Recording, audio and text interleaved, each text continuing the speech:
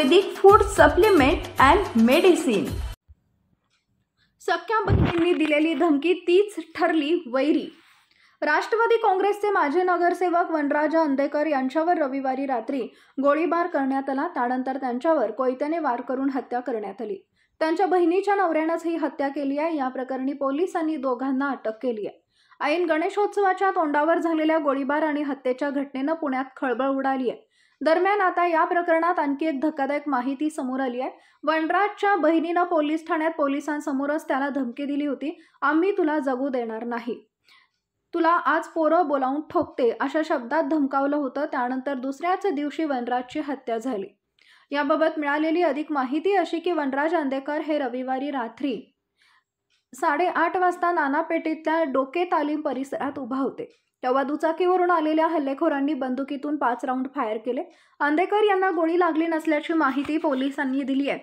गोळीबारानंतर हल्लेखोरांनी कोयत्याने त्यांच्यावर वार केले। हे वार वर्मी बसल्याने अंदेकर गंभीर जखमी झाले होते। रुग्णालयात नेण्याआधीच त्यांचा मृत्यू झाला होता। वनराज यांचा खून त्यांच्या सख्या दाजीनं केलाय। गणेश कोमकर आणि जयंत कोमकर यांच्यासह 2 सख्या बहिणींना पोलिसांनी अटक केली आहे। वनराज यांच्या बहिणीचा आणि वनराज यांचा घरगुती वाद होता। अंदेकरनी कोमकर कुटुंबाला एक दुकान चालवायला दिलं होतं, पण ते दुकान पूर्णपणे मनपाने अतिक्रमण कारवाईमध्ये पाडलं। त्याच रागातून सख्या दाजीने वनराज अंदेकरची हत्या केल्याची प्राथमिक माहिती आहे।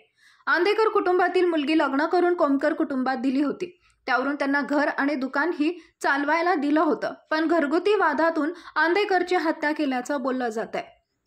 सख्या बहिणीने वनराज अंदेकर यांना पोलीस ठाण्यात थेट जीवे मारण्याची धमकी दिली होती। वनराज, आम्ही तुला जगू देणार नाही, तू आमच्या मध्ये आलायस, तू आमचे दुकान पाडण्यास सांगून आमच्या पोटावर पाय देतोस का, आज तुला पोरं बोलावून ठोकतेच असं धमकावलं होतं। यानंतर दुसऱ्याच दिवशी वनराजची खरोखरच हत्या झाली। Paras mobile accessories and electronics, mobile व टीव्ही रिपेरी, मोबाईल व सर्व डिश रिचार्ज। आमचा पत्ता 34/2/39 70 फूट road, new Pachhapeth, Solapur. Mobile number 774499 6658 आणि 954546 8473।